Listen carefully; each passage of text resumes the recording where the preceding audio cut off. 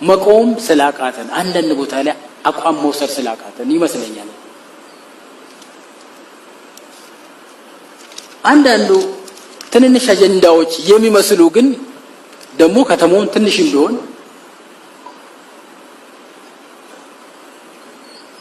ምንድነው እየሰሩ ያሉት የሚል ለሚዲያ ምን በለው ለተወሰኑ አካላት የተጋለጡ ነገሮች አሉ። ለምሳሌ የአዲስ አበባ ጉዳይ፣ የድንበር ጉዳይ፣ የአርሶ አደር ጉዳይ፣ የኮንዶሚኒየም፣ የመታወቂያ የምን ይባል ተስፋዬ በደንብ ስላነሳ እዚህ ነገር ላይ ጊዜም የለኝም።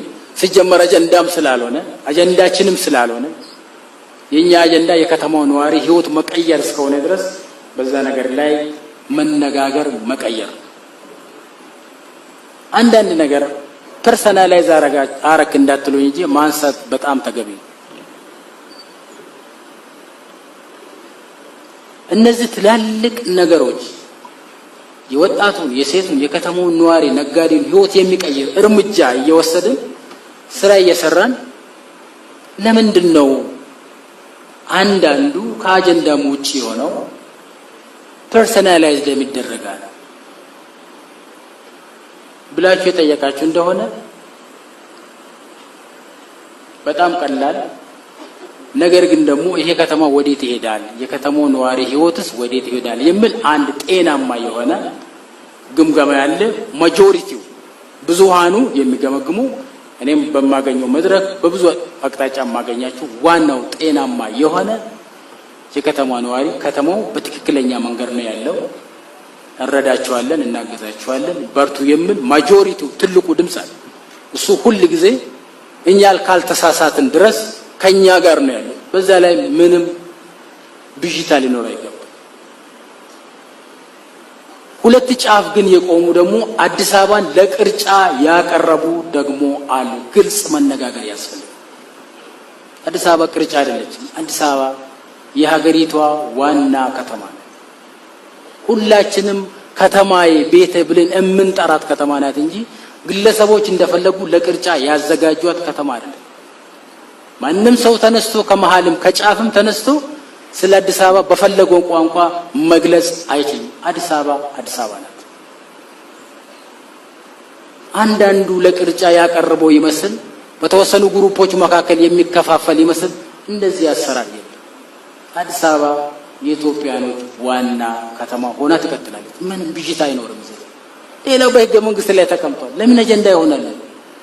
እንዴት ሆኖ ከግለሰብ ጋር ከታከለ ጋር እንዴት ይገናኛል? እንዴት ሆኖ ይገናኛል? ከኔ ጋር እኮ ቢገናኝ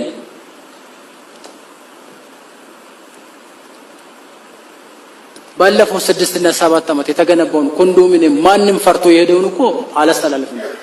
ማንም ፈርቶ የሄደው ኃላፊነት መውሰድ የፈራውን በሰዎች በግለሰቦች ብር የተገነባውን ኮንዶሚኒየም መተላለፍ የነበረበት አምነ ነበር።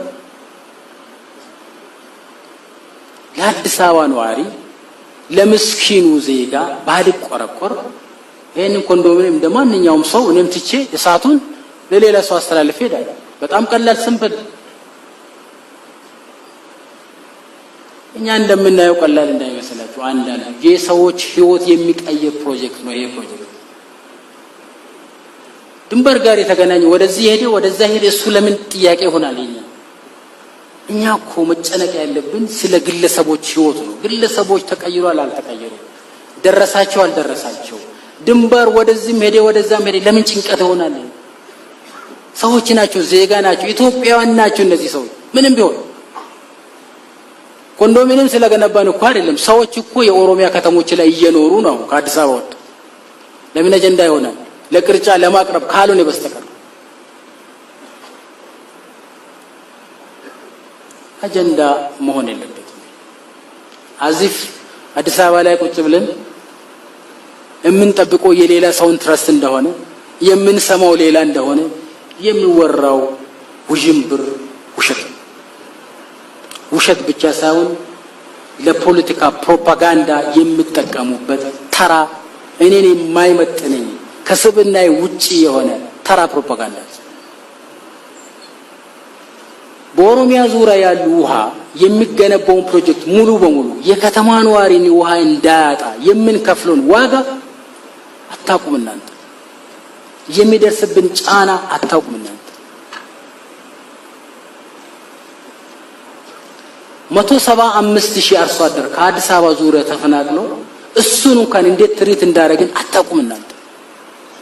ነገር ግን አንድ ሰው ተነስቶ አዝፍ ታከለ ሳይድ የሚያደርገው ኦሮሚያን እንደሆነ ሳይድ የሚያደርገው በመታወቂያ ከተማውን ዲሞግራፊ ለመቀየር እንደሆነ አዝፍ አመራር ሰራተኛ በኦሮሞ ለመሙላት እንደፈለገ በጣም ተራ ከሰው ከግለሰብ ስብዕና ጋር የማይሄድ በተለይ ከኔ ጋር ካስተዳደግም ከማንነት አዝፍ ሳምበዲ ከኦሮሚያ እኔን እንደሚያዞር እኔ ነገም ዛሬም የሚሰማው የአዲስ አበባን ህዝብ ነው። ድምጹም አይኖ ከምን አንፃር እንደምናገር በደምብ ነው ማለት በተለይ ወጣቶችን ድምጽ አይኖ የእናቶችንም አቃለሁ።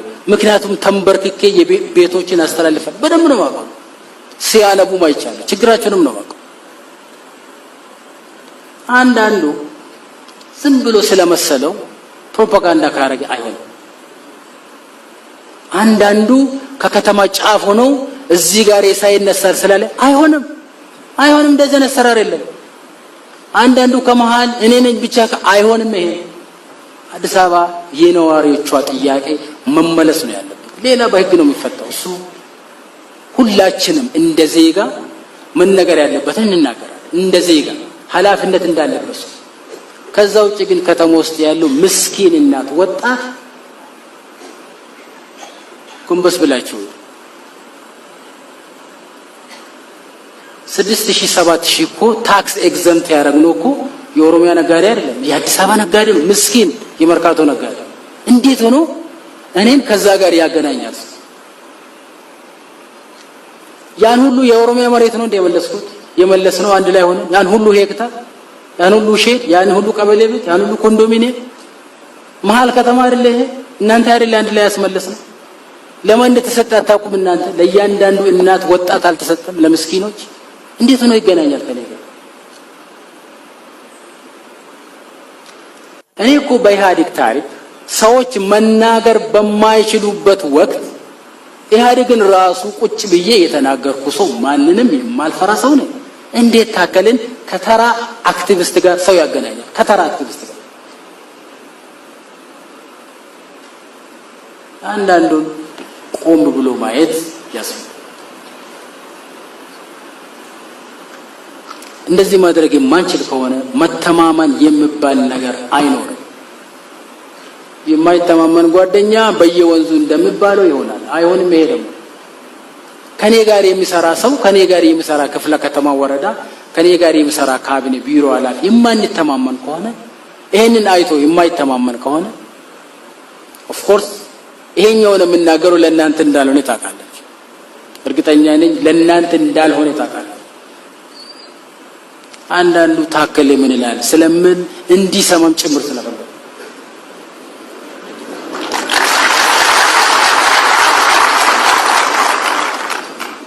አካውንታቢሊቲ ለአዲስ አበባ ነዋሪ ለአክቲቪስት አይደለም፣ ለሚዲያ አይደለም፣